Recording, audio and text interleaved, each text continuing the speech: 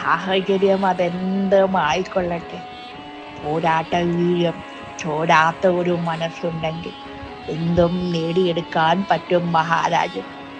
തോൽക്കാത്ത മനസ്സാണ് വിജയത്തിലേക്കുള്ള ആയുധം.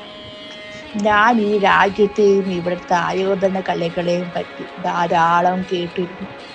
കച്ചവടം ചെയ്ത് ഈ നാട്ടിൽ ജീവിച്ച് മറഞ്ഞിരുന്ന് ഈ ആയുധകലകൾ പഠിക്കാനാണ് ഞാനിവിടെ വന്നത്. രാജാവിന് അവളെ ഒരുപാട് ഇഷ്ടമായി. രാജാവ് ചോദിച്ചു, എന്തിനു മറഞ്ഞിരുന്ന് പഠിക്കണം? അങ്ങനെ രാജാവ് തൻ്റെ സൈനിക മേധാവിയോട് പറഞ്ഞു അവളെ പരിശീലിപ്പിച്ചു. അങ്ങനെ ഇരിക്കെ അവിടെ ഒരു യുദ്ധമുണ്ടായി. ശത്രുക്കൾ ബ്രഹ്മാണ്ഡപുരം ലക്ഷ്യമാക്കി വന്നു.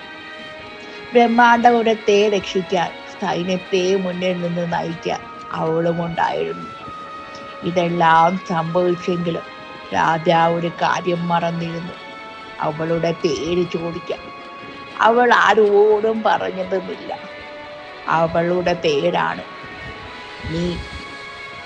മരിക്കുന്നത് സർവ്വസാധാരണം, പടപൊരുതി മരിക്കുന്നത് രാജകീയം.